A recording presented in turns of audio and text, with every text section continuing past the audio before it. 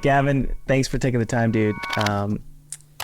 Hope you're doing well. How are you doing, by the way? I am doing well. Thanks for having me on. It's always a blast getting to chat with you guys, with you and you and your subscribers, that is. So that's right. Yeah, happy to be here. Well, I was just talking to one of my team members, the producer for the channel, and I said, I'm talking to Gavin today. I'm really excited about talking to Gavin. And he said that man is a genius. And we talked about you a little bit and how you've sort of just mastered virality. You just have the it factor when it comes to your YouTube channel, but also your games. And you've kind of proven this sort of getting into you introducing yourself, because I want to hear about your history as a game developer and what you're working on now. But just leading up to that, I just want my subscribers to know that you're not just some one-off guy that made one cool game. You've figured out how to make games that just get traction. And I think you hit 100,000 wish lists with your next game, right? With Cuff Bust. I did, yeah.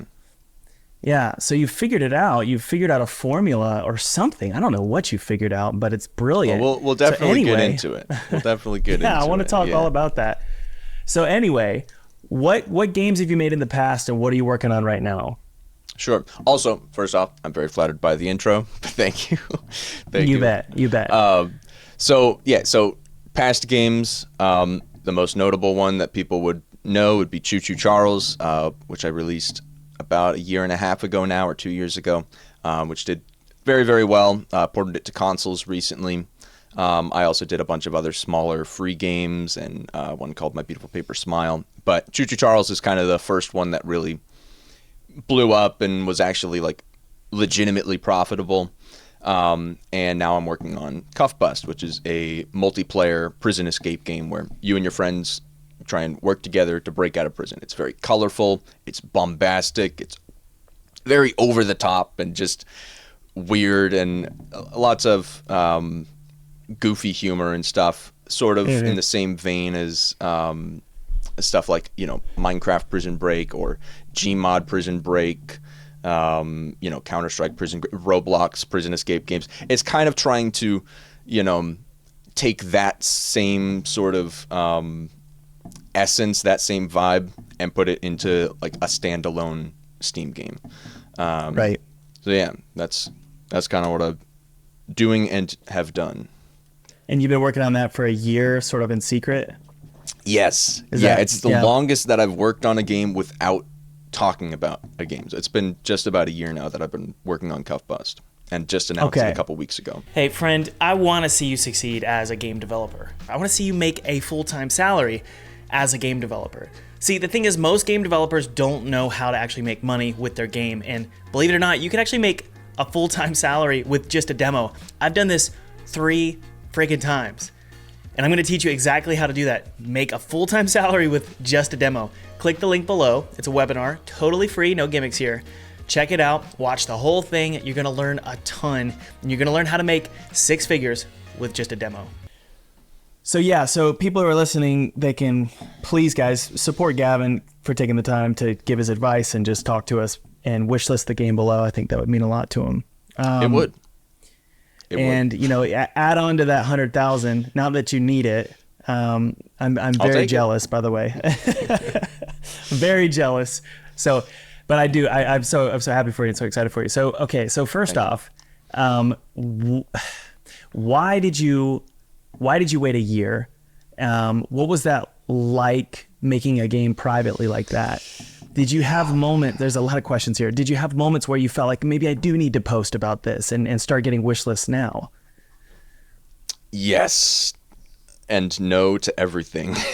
So we'll try and see if we can take this one at a time. Okay, so first thing was remind me. I have a very short. Yeah, why did you do it? Why did you do it? Yeah, the reason I'm kind of manic over here is because the moment your trailer launched, I had so many questions, because it was so strategic the way you did it, and it was clearly well thought out. Maybe it wasn't. I don't know. Maybe you just have instincts. First question though. That's my secret. I don't think it out. I don't think it out. But in any case, why did you do it privately? Right. Why did okay. you wait? Why did you wait a year to release this? The announcement trailer and all that. Yeah. All right. So there were a lot of different things going on. So first thing, when I started working on Cuff Bust, I was right in the middle of working on the console release for Choo Choo Charles. I had told people like, hey, I'm working on consoles. It's underway. This is something that I'm doing currently. And I felt like, if I just start working on this new game, Cuff Bust, and I make a trailer for it within the first couple of months, and I release a trailer for it before I've done the console release, then people might be like, what happened to the console launch? What happened? Right, and then right. it could hurt the algorithm when it's, like if I do a bunch of marketing for Cuff Bust, and then like 6 months later I revert back and I'm like, oh, by the way, Choo Choo Charles is out on consoles. Like I just felt like that would be a weird sequence of events. So I decided to hold the announcement of the new game until at the very least I had released the console version of Choo Choo Charles. That was the first thing. Yeah. By the time that the console release was done and out there, Cuff Bust was still not really ready to show off. I'd kind of just been working on a lot of the basic features, laying a lot of foundations, getting, my server browsing system set up, getting my player movement set up, basic animations, inventories, things like that. Doing a lot of like design stuff on paper, trying to figure out like what kind of rooms should there be in the prison, what kind of puzzles and different game mechanics should there be. So I didn't really have much to show at that point. Originally I wanted to do the console launch for Choo Choo Charles and then like immediately, like a week later, announce Cuff Bust, but I ended up having to hold it a few more months. And at a certain point, I think it was early this year, it would have been around February, I kind of just sat there and I was like, I really just need to take some time, just take a month here and just plan out my announcement, get this game out there, because it was getting to that point, like you mentioned, where it's like, I really need to start being able to market this and get wish lists. It was starting to get a little bit annoying that like I would like add a cool feature and I was like, I can't share this with anybody, so that's great. And so I was like, I just got to get this out there, get it announced, get out a trailer, so I could start putting out devlogs and stuff like that. The whole process of making a game alone for a year in the background, it is a bit stressful, I gotta say, because you don't know if it's good or not. You're just kind of hoping based on whatever preconceived notions you have and whatever past experience you have. So it's like I was like, this is probably a decent concept. I think it's a decent concept, otherwise I wouldn't be making it. But like, you can never know for sure. And there were various times like early on when I started working on it where I almost canceled it. I was like, this just seems like too much. I don't know if I can handle this. I don't know if this is actually going to be good. I almost pulled the plug on it and started looking for other concepts at one point even. But I did end up sticking with it, and I'm happy that I did. It seems like people are really interested. So, okay, so how often? I know for me, when I'm making my game, and I'm currently working on a game called Twisted Tower right now, I know for me it's constant insecurity.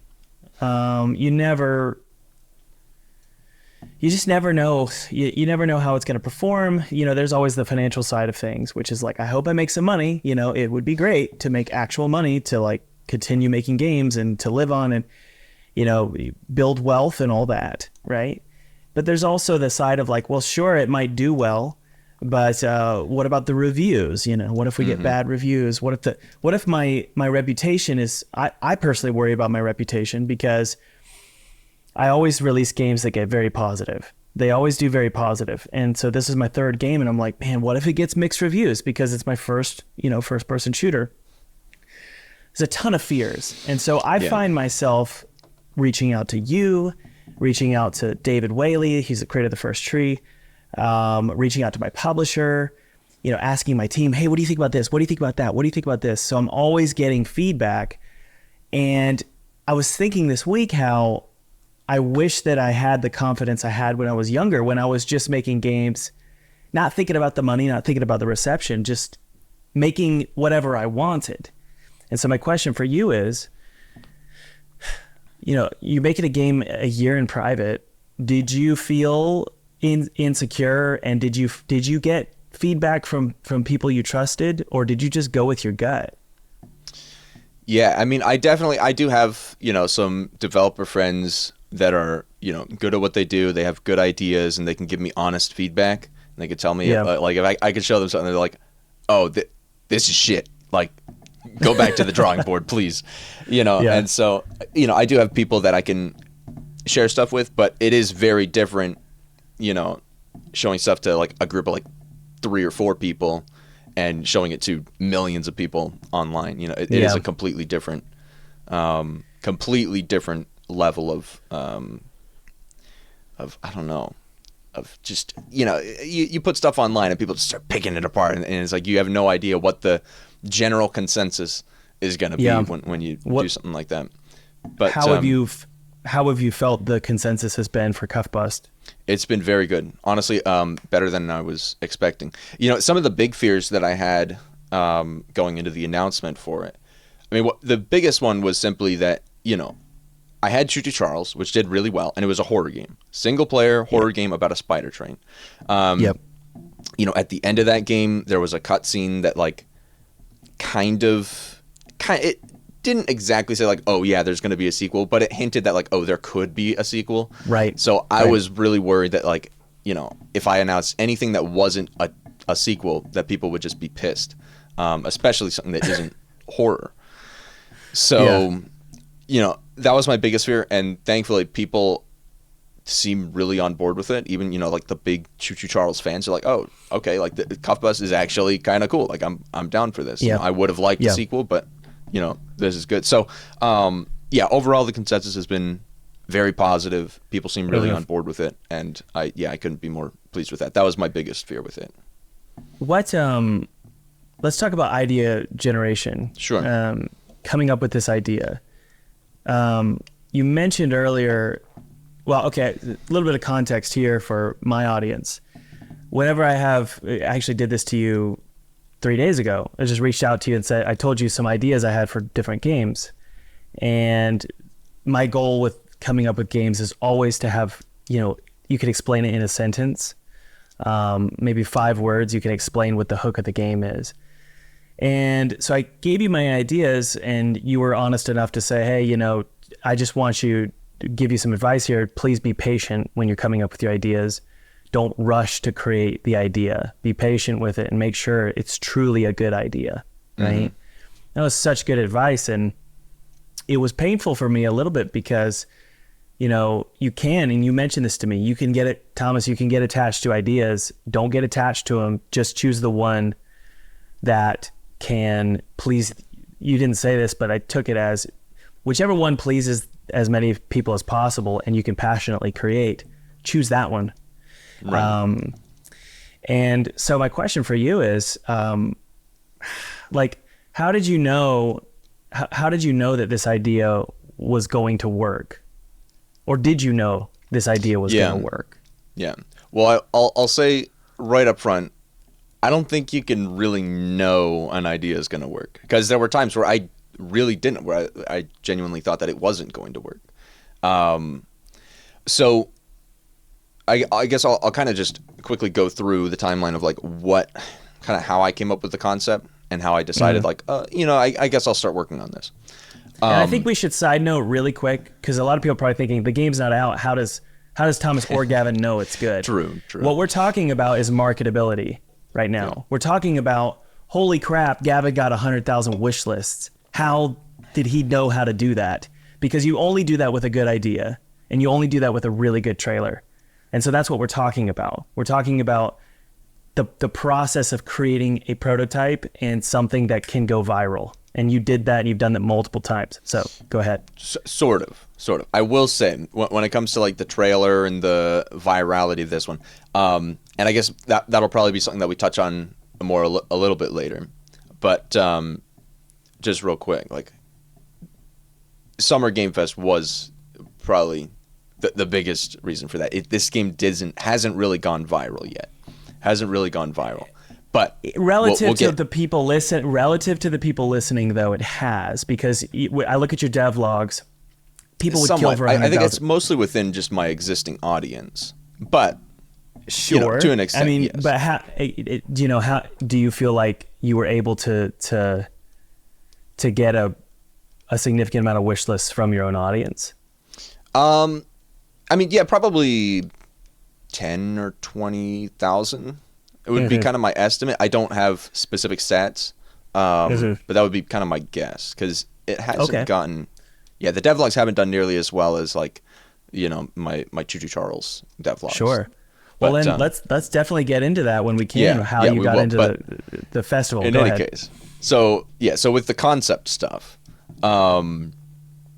so initially, I had finished up I hadn't finished up the console launch. I'd finished up the original version of Choo Choo Charles. It was out on PC, and I started kind of thinking about new game ideas. And so there was this one day where I was going on SteamDB to check stats on some game or another, and I saw that Prison Architect was trending, and I was like, Prison Architect, man, that's a pretty cool concept, that you can like make a prison. And then I was just sitting there and I was thinking, man, it really would be cool if like you could actually just escape from the prison. Like I was like, why hasn't somebody just made like a really good prison escape game? And I was like, oh, wait a minute, I could do that. So that was the initial kind of spark. But from there, it was kind of a matter of, I guess, looking for reasons that it could succeed. My first thinking was, okay, well, prison escapes are, a fairly popular concept. It's popular in like movies and TV shows and stuff. And, it's popular on like Roblox. Like there's so many massive Roblox, or maybe not so many, but I know that there's at least a couple really, really, really big Roblox games about prison breaks, and, because of that, it's got a little bit of, kind of nostalgia in the same way that Thomas the Tank Engine and Choo Choo Charles form that sort of nostalgia. Well, did you watch the Prison Break show or Shawshank Redemption or any I of did those? watch Shawshank. I've not watched the Prison Break show. A bunch of friends were telling me like, bro, you got to watch that one.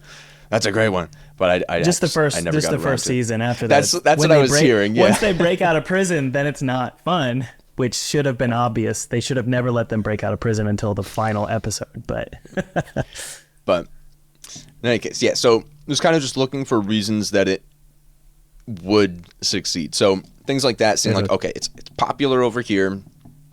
Looking at things like, there aren't. This is another concept that I think is pretty smart, and I think it would make sense to do it on a wider scale.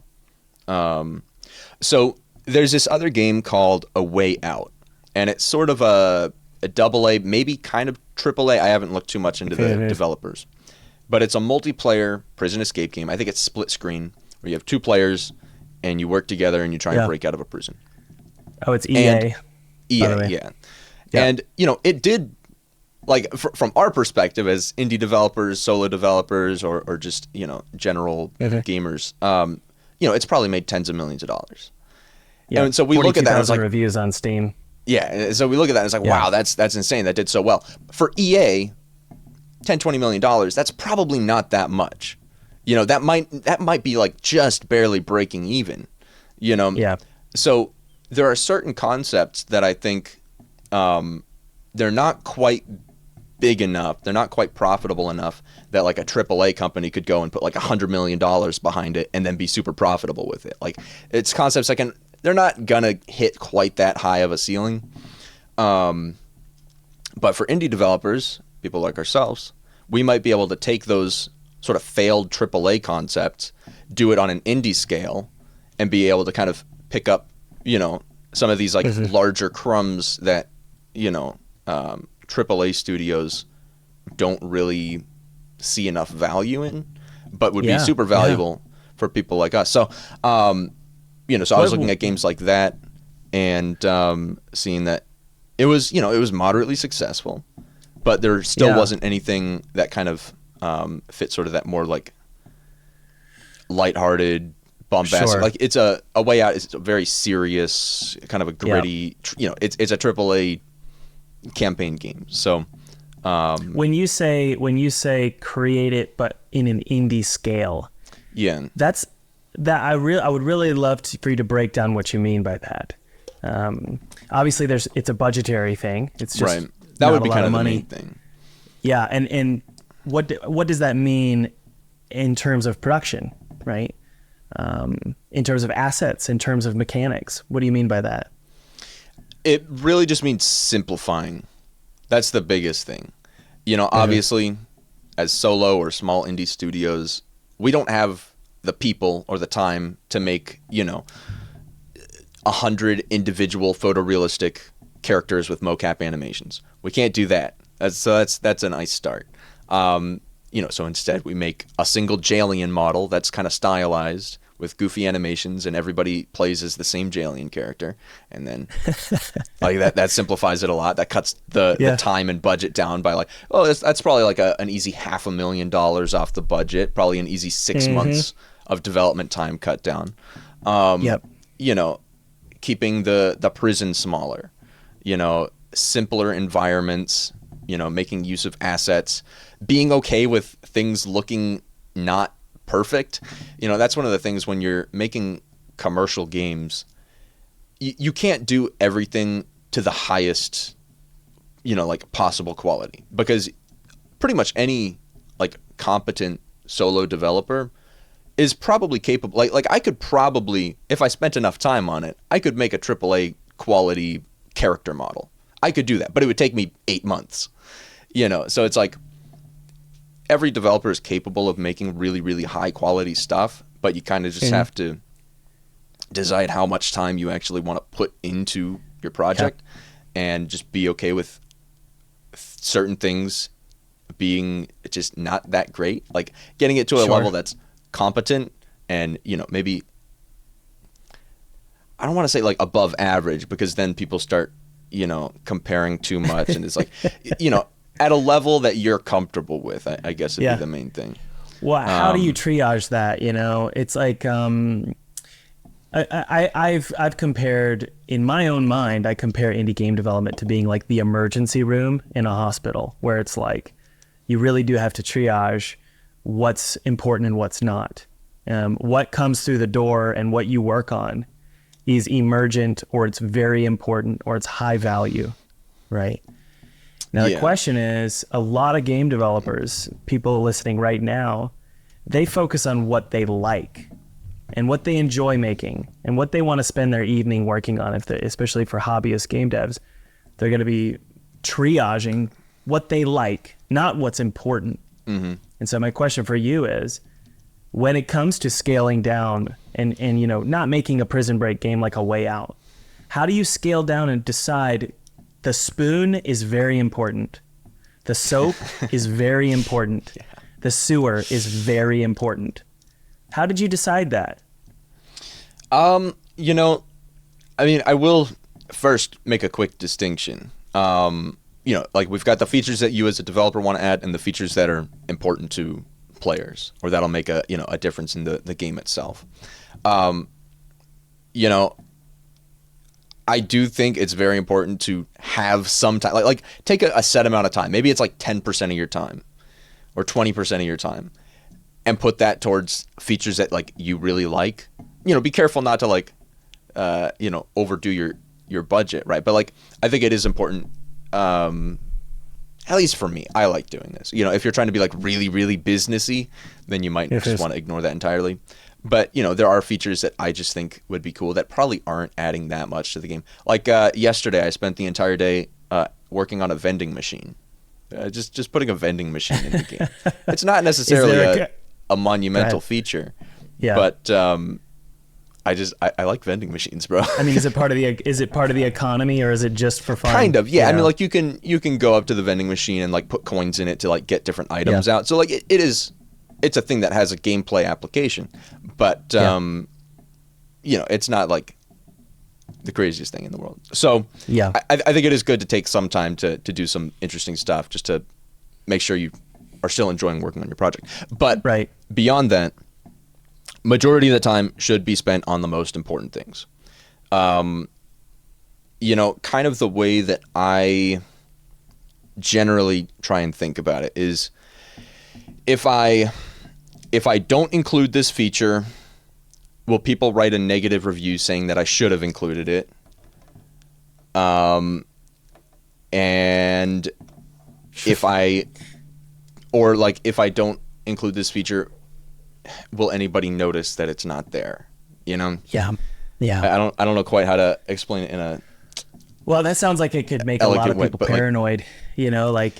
I suppose. I think that way too, and it's like I'm always like, well, I got to include this and I got to do that to this level and add this kind of asset because people will get frustrated that it's not there. Now, when I think it comes down to. Go ahead. Yeah, I think it mostly comes down to just reading a lot of Steam reviews. Just read Steam reviews. Just see what people get mad about. Usually it's going to be stuff like, there's no key bindings. There's no key rebinding. Yeah. So like stuff like that. Like obviously that's a very, very important feature. Every game should have that. When it comes to like more gameplay related stuff, it's like, I guess in those scenarios, right? Because it really does depend. Like, because I think oftentimes there are features that are good that, it's not necessarily that somebody was going to write a negative review if it wasn't there. Like I'm trying to think about like Choo Choo Charles. Like the pickle mission. It's just a goofy mission that I added where you try and go find a jar of pickles. And, a lot of people liked it and it was good. There were some funny clips that came out of it, some viral moments. But I don't necessarily think that people would write a negative review if there wasn't a pickle mission. Yeah. Like if that just never existed and people didn't even know about it, people probably wouldn't be angry about it. So it's kind of a nuanced sort of thing. I don't know. It is kind of hard to know. It's really just about boiling it down and trying to simplify things where you can, not trying to overcomplicate things. I think a lot of developers, they'll add big complicated features like a massive skill tree system that isn't really necessary. Like, yeah, you could have a skill tree with 100 different skills, or you could have like, a basic upgrade system with like 3 different stats that you just upgrade over time. So I think there are ways to simplify complicated features. Can I give you my opinion? Just observing you and studying how you do things. Here's Sure. my framework of how I think you think, and tell me if I'm wrong. Okay. Number one is you want to make sure that your game truly does satisfy the basic necessary elements of your genre. So in the case of Choo Choo Charles, which would be, what would the genre be? I mean, it's horror in its tone, but what would the mechanical genre be? Yeah, I think it'd just be like sort of an action adventure, kind of adventure puzzle, something like that.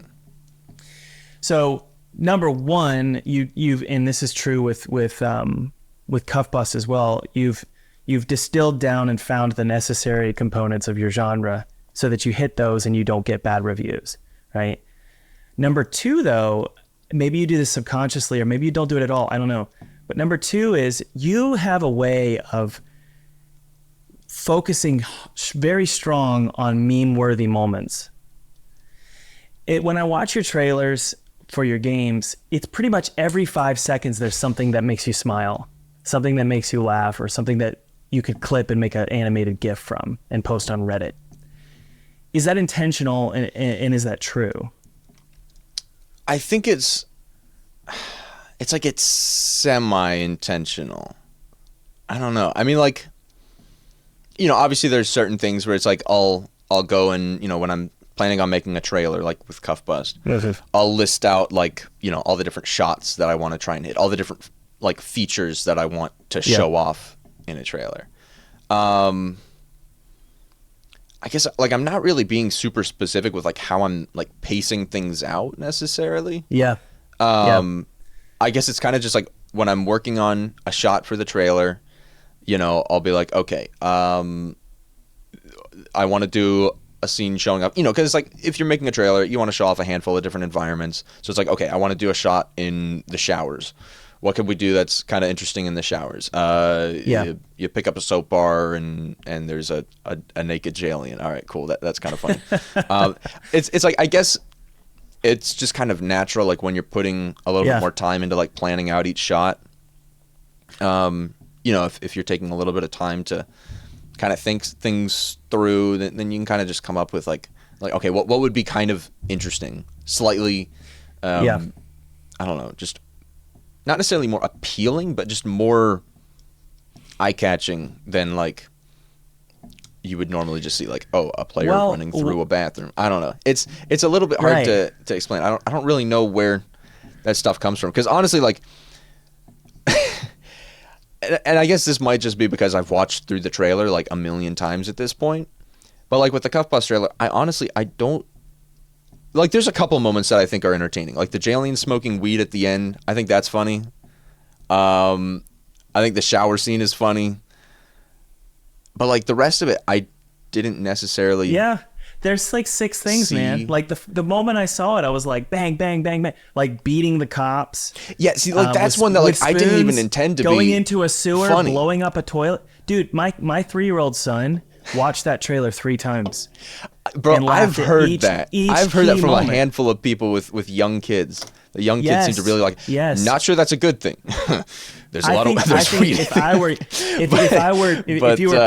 if you were purely capitalistic, I would say make sure kids can play it. Oh yeah, so see that's no that's swearing a problem. and no that's blood. A problem. I know, or at least have a version which is like right at the beginning of the game. It says, "Do you want your kid to play this game? Yes or no?" Yes, and then it removes that stuff because, dude, in terms of money, my kids would play this game. They would freaking love it. But I want to.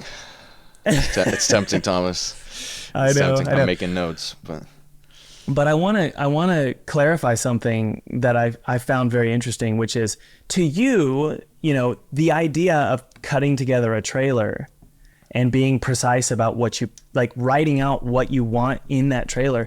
To you, that's obvious. But so the way you spoke about it's like, well, yeah, you do that. Most game developers don't do that. What they do is they record the gameplay and then they just cut it together and try and make something of it. And they pick random clips. And what it sounds like you've done here, and it seems like you did it with Choo Choo Charles as well, is you acted as a director would. And you're like, okay, I want to show this, I want to show this, I want to show this. Now I'm going to go record myself doing it and get the perfect clip. Is that correct? Yeah. That's kind of the approach. That's the approach. And I think that's the minority of game developers do that, honestly.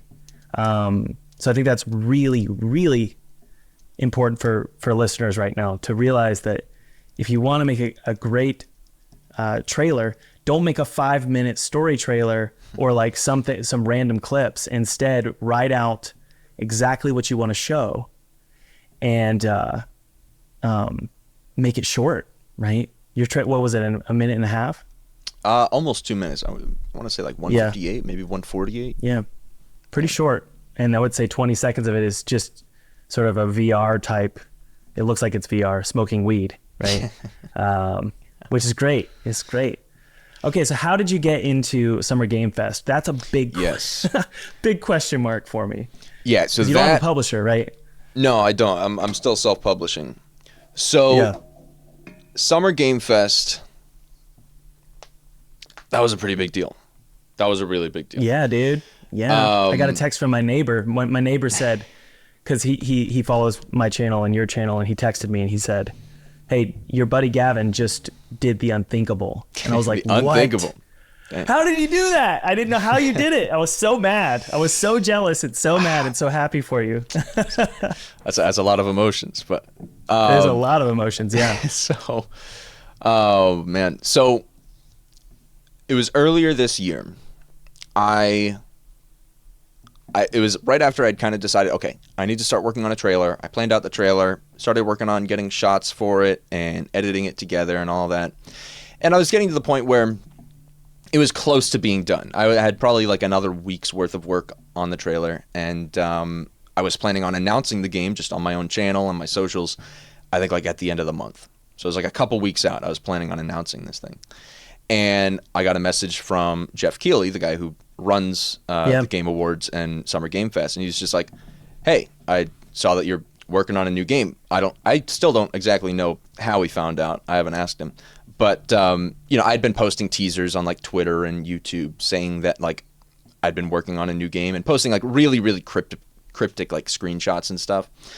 So people kind of knew that I was working on something. Yeah. So somehow word got around to Jeff, and he reached out. He was like, "Hey, like, what are you working on? Can I see it?"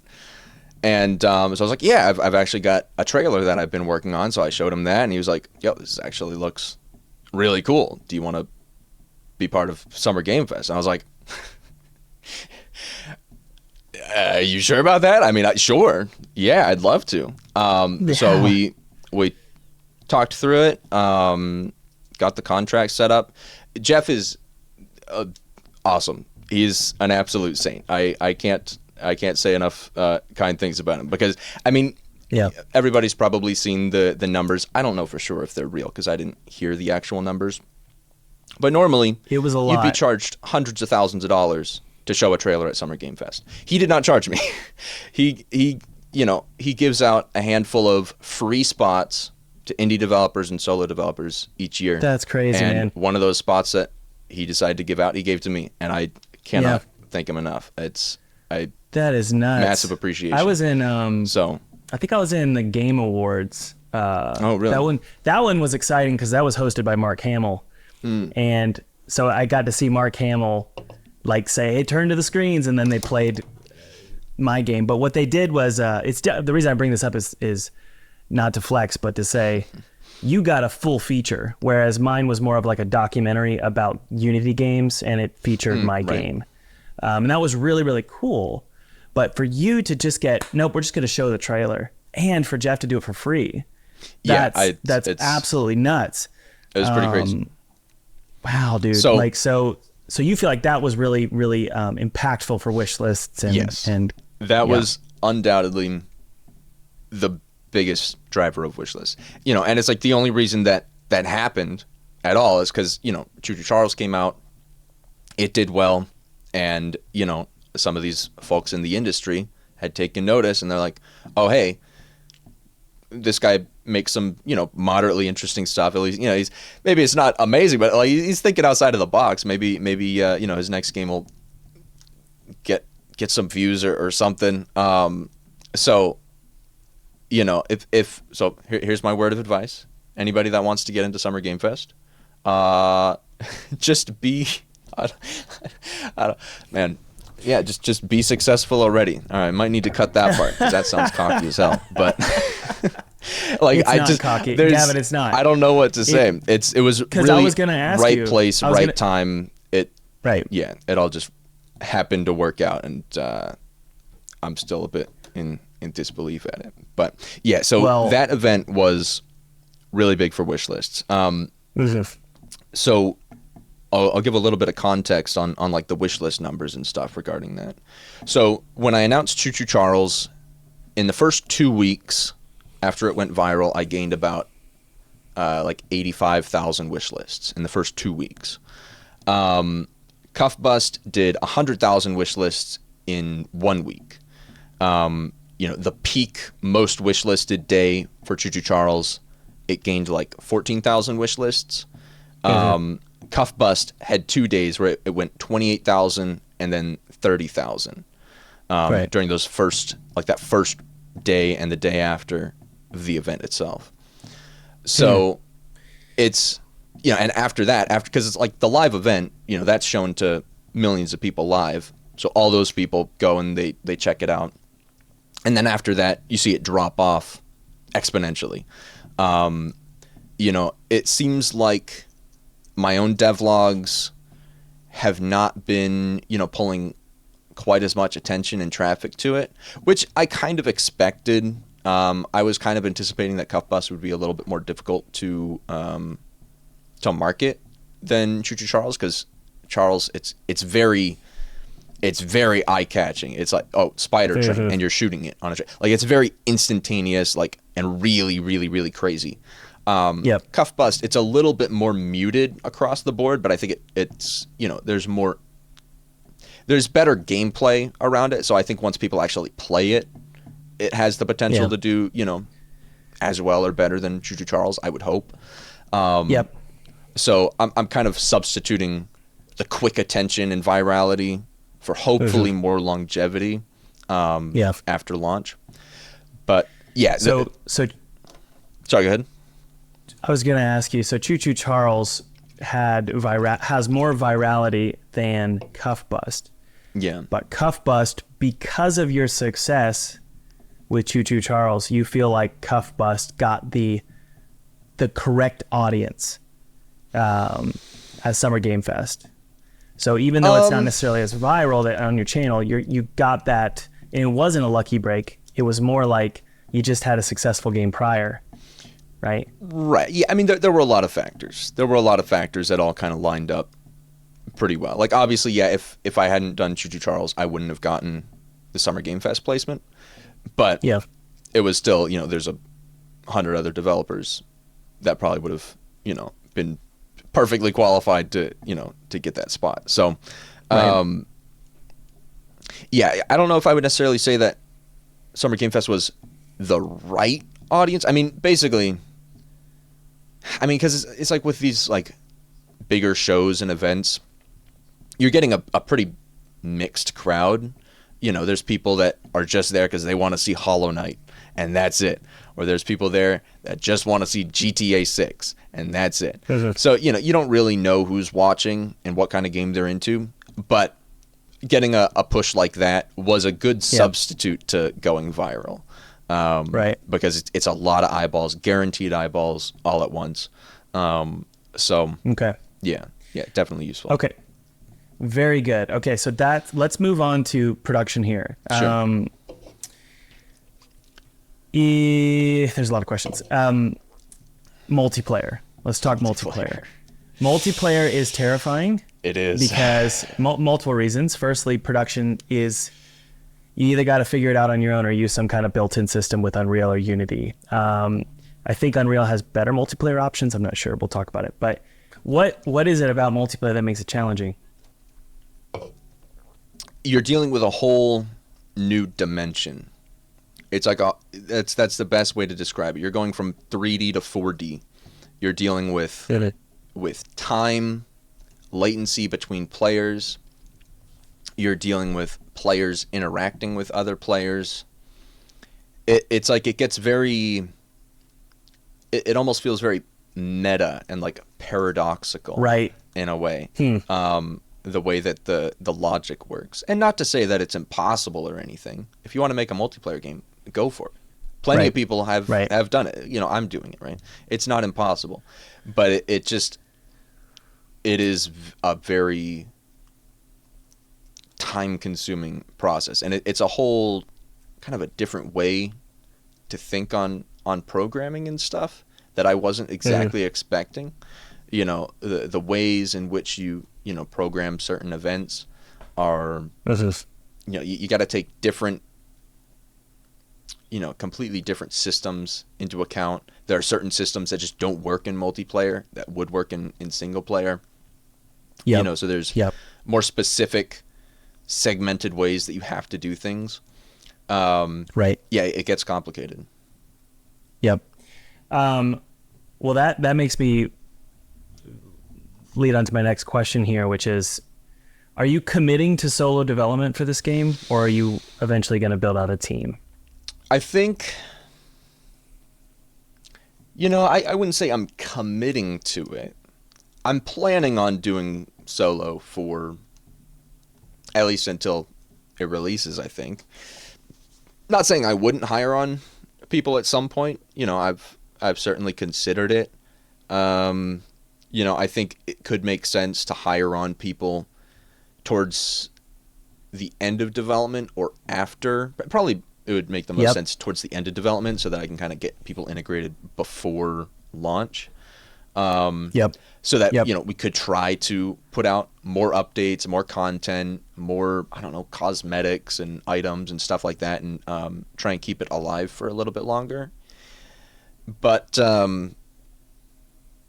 yeah, I haven't thought about it too much. I'm generally planning on staying solo, at least for a while. Yeah. But there are scenarios where I mean, might hire some people. There's probably 30. Well, for me, towards the end of development of a game. So we're at the end of our development for Twisted Tower. We're wrapping it up. 80% of what I'm spending my time on is stuff it's mainly bugs and stuff that you could sort of get, any decent game developer, you can get them to go in and fix it. I don't have to do it myself because it's not integral to like where Thomas Brush's talents lie, right? And so I don't need to be there to fix stuff. So that's why for me, I've been hiring out, because there's just so many little I call them ankle biters. We have a whole list of ankle biters, just things that I don't need to be involved in. So all that said, just for me, I've found it so valuable to get help, because it means that I can just get started on the next game. You know what I mean? And really, but I agree with what you said, which is at the beginning of a game's development, it's really important. I mean, for me, I'll speak for me, it's really important that I have my hands in everything, right? Even if I do have a team, I'm super picky about everything. Because that's where my fortes are, like the story, the atmosphere, core, like key mechanical elements of the game. But as the game gets older and it gets closer to launch, that's when you can start to step back and move away from it and get people to fix bugs, especially with console, right? Did you port console for Choo Choo Charles? I contracted a studio to do the actual porting. Right. Yeah. Cool. And I'm sure that was a big relief. Yeah, it was. It would have been, even though I didn't do any of the actual like porting itself, even just the self-publishing was quite a pain. Yeah. So I can imagine figuring out the actual porting would have made it a lot worse. But yeah, Right, I mean, I think right. especially early on in the game's development, that's when it makes the most sense to be solo, because that's when you're figuring out what the game is, what it should feel like, what's the tone. I think it would be, you're kind of just prototyping at that point. So it makes a lot of sense to, as a solo developer, to kind of just try and figure some stuff out on your own. And I will definitely say, like, from a business perspective, there is no reason that I should be working solo. The best business decision would be for me to hire people. But Okay. Yeah, I agree, but I wasn't sure if you felt that way. yeah, Right. it's for me, I enjoy the process of making games, and I don't enjoy the process of sending emails. And if I hired on, 3-4 people to help me work on this game, I wouldn't be a developer anymore. I'd be a manager. I'd be a producer. And that's not necessarily what I enjoy doing. I enjoy building out the systems and programming stuff. And, I like that process. That's why I do game development. I do it because I enjoy it. If I didn't enjoy it, I wouldn't be doing it. And I think if I was to hire on a bunch of people, I have the feeling that I wouldn't enjoy it as much, and it would turn into even more of a job. The more It does. yeah. So it's like the more you try and be like a commercial developer, the more it turns into a job. When you're trying to take into consideration all these different things and trying to land different deals and do these different negotiations and all this stuff. Well, I'll give my perspective here, because so that people listening can get to both sides of the equation. Because I did solo for my first 2 games. My second game, I had someone helping with the development, but I did the majority of the work with the second.